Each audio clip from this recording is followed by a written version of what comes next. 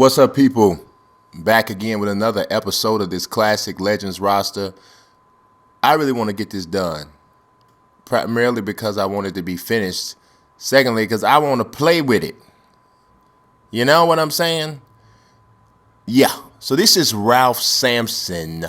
He was the answer to the clue from the last episode, which feels like it was like 5 days ago, but it really wasn't that long ago. But it feels like it. I'm using his rookie season. For anybody that doesn't know, I'm going to show you. Ralph Sampson I made him 7'2", stretched out the wingspan and the body length and all that to compensate for not being able to make him 7'4", which is what he was, 7'4". But get this. Ralph Sampson played center and power forward. He was, in my personal opinion, of all of the guys that you would ever see, you know, when they get up to 7'2", 7'3", for people 7'2" and up, I think he might have been the most athletic guy that when when you start talking about the super tall guys, you know, that's when you got to say usually see a big drop off in athleticism. But for Ralph Sampson, probably the most athletic super tall player that the league has ever seen. I mean, he was actually in that first dunk contest. I believe he dunked 2 basketballs. I think he had a couple windmills. I mean, it wasn't the kind of stuff that would fly in Zach LaVine's dunk contest, but it was still impressive to see somebody that big be able to do the moves that he was doing. I really think I nailed the look here with Ralph Sampson. Also, beyond just the dunking, Ralph Sampson was a talent. He was a talent. And in case anybody is wondering about that athletic comment I made, and you might be thinking, what about Wilt? Well, Wilt was only listed at 7'1". Feels like I'm trying to get a little cold here, but I'm going to fight. So, yeah, Wilt was only listed at 7'1", so he would not be in the same height range as Ralph Sampson. But just think about that. 3 full inches taller than Wilt Chamberlain. And we're not talking about a stiff here, you know. Rookie year, he was 23 after having one of the greatest college careers in the history of basketball as well. He was dominant in Virginia. They didn't win a national championship. Kept running into Patrick Ewing and that, you know, Georgetown or whatever. But still one of the most dominant college careers. But he averaged 21 points a game, 11 rebounds, 2 assists, 0.9 steals, 2.4 blocks. Shot 52% from the field. Shot 25% from three-point range. And didn't shoot a lot of them, though. 66% from the free throw line. Now, obviously not a perfect guy, right?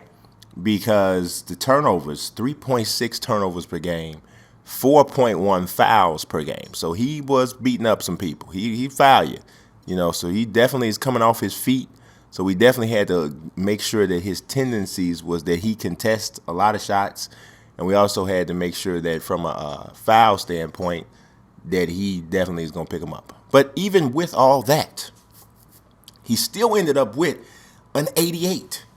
And part of the reason for this is the athleticism and the size. I realized with him, when you're rating him, as you bump up the size on certain, if it's close or like right on the edge, it takes the rating up a little bit for for the overall rating.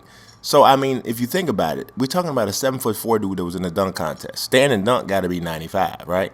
He shot 52% from the field, so I couldn't, you know, hold him down too much in some of the shooting areas. And just athletically, he's I mean, man, he played power forward. You know, he was part of the Twin Towers, which is like, this is the best. You talk about Twin Towers, yeah, people might like kind of attribute that term to Tim Duncan, David Robinson.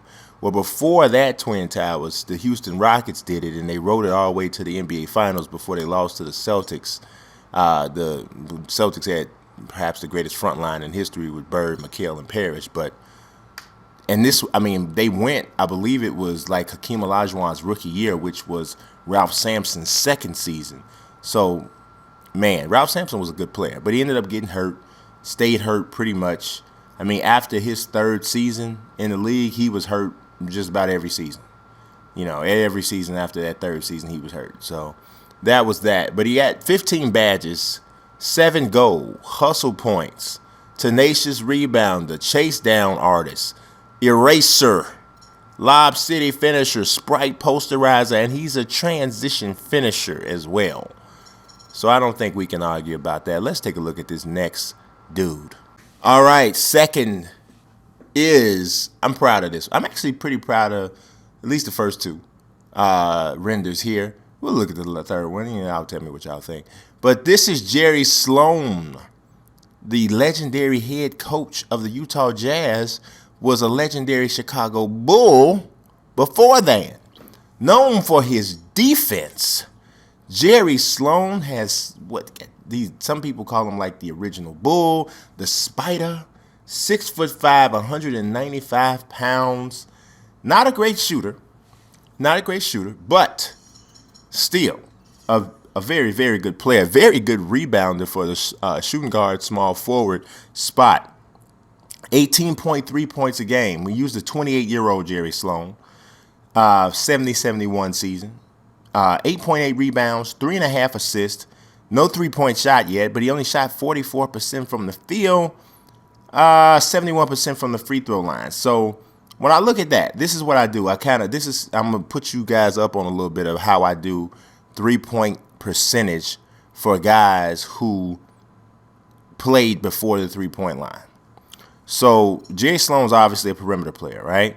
Shot 44% from the field, which would make me think that you probably take some shots away from the basket if you're shooting that low from the field as a guard, right? But then I look at your free throw percentage. Free throw percentage that year was 71%, which isn't horrible. The highest he'd ever been from free throw line was just under 80% in his second season. But as a career, he was a 72% free throw shooter. So that says to me that he was a halfway decent shooter, but not a great shooter. So then I wouldn't really be able to really legitimately say, hey, well, he would have been this type of 3-point shooter had he played during that time. So I kind of try to find somewhere in the middle there, because obviously, if a 3-point shot is a similar form as a free throw, and you don't find there's very few guys, like Bruce Bowen's one of the only guys I can think of off the top of my head, who were a decent 3-point shooter. He worked himself into being a decent 3-point shooter because he wasn't at first, but wasn't a great free throw shooter. Usually the two things somewhat go hand in hand. You're going to find a guy to be at least decent or comparable. So I didn't bump him up too much. We'll see. I'll show you what we did with the 3-point shot. But Jerry Sloan got 14 badges, 4 of them gold, and everything he got pretty much is defensive. Charge card, perimeter lockdown defender, pick dodger, and pick pocket. That particular season also, they didn't keep up with steals, but he averaged, the first year they ever did keep up with steals, he was 31 years old, and he averaged 2.4 steals a game. So I think it's pretty safe to say he was probably pretty good at getting the pilfers, as Clark Kellogg would say when he was a little bit younger. Gave him an 81 overall, not known as a spectacular athlete.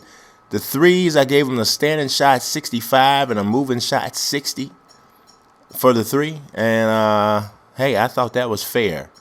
He could probably knock one down here and there, but it's not a guy you're going to want to run off some screens so he can get a three, if you feel me. So that is Jerry Sloan, and we got a real strong Bull thing going here. Surprise, surprise. Let's take a look at the next guy. Right. How about no? This is Norm Van Lier, and he's pretty much known for being a Bulls legend, feisty, defensive-minded, hard, nose type of a player, right? That's what he was. Spent the majority of his career with the Bulls. But Norm Van Lier's best season actually was his second season with the Cincinnati Royals, who turned out to be the Sacramento Kings. A couple other stops in between there. But, yeah, that year, he was 23 years old, second season, the 70-71 season. He averaged 16 points a game. He led the league in assists with 10.1 assists. He also averaged a career high in rebounds, 7.1, and he was a point guard, shooting guard. Shooting guard mostly that season, but point guard, shooting guard nonetheless. So, wow, that, kind of shocked me a little bit. 6'1", 175 pounds. Now, obviously, we know the game was different then, but still, 6'1", 175 pounds, you average 7.1 rebounds a game and 10.1 assists. You did your thing that year, sir. So this is what we did with Norm Van Lier. I don't really like the way the face came out. It's just kind of whatever. I don't know. It's too many limitations to the afro sometimes, and not allows you, So the guys who have the afros and the beards and stuff, to me, they start to look a little bit too much alike because you can't do enough to differentiate with the hair. You feel me? If you understand what I mean. Not a lot of going on with these dunks. Just a little basic one-hander thing there, right? So let's take a look at the ratings in 84 for Stormin Norman Van Lier. He's known for being feisty. He fights. I mean, he fought. He recently, what did he do? I think he died like maybe about 3 or 4 years ago, maybe even shorter than that. But yeah, legendary bull, whatever. But he was known for scrapping. Norm Van Lier would scrap. Okay, we're looking at tendencies now. That's not what I want to look at. Badges, he got 20 of them. 7 gold. Dimer, pick and roll maestro, charge card, interceptor, perimeter lockdown defender, pick dodger, pickpocket. Known for the defense, I'm telling you. Known for the defense. I mean, for the years that they kept steals, he very rarely averaged less than 2 steals a game. And those were the latter part of his career. So he's definitely known for his defense. But then, when you got 10 assists a game and 7 rebounds, they got to hook you up a little bit on offense, too. Only shot 42% from the field. But he did shoot 82% from three-point range, which is the reason why I gave him a little bit more love on the three-point shot than I gave Jerry Sloan. Because, you feel me. You get me, right? So as we flip through this, it is now time for the clue. This superstar is the all-time playoff leader in 25, 5, and 5 games. 25 points, 5 rebounds, 5 assists. You know who this is. You know who it is. But you just might have to do a little bit of reach, a little bit of digging, couple little Google searches. Something like that, you'll figure it out. But that's it. Coming back with another episode, trying to do this tonight, if I can. I want to do another one tonight. I want to finish this as fast as I can. So y'all can count down with me. You know what I told you last time. So I think I said it was 44. If I'm wrong, somebody correct me in the comments. I think I said it had 44 guys left. You know what? Why even guesstimate? We don't need to guess the estimate. We don't need to do that. So we got 40, what is that? No, we just finished that one. So we got 127, 42 more left now. So count down with me. Hopefully we'll get up under 40 later tonight. You feel me? I appreciate y'all watching. God bless. Peace.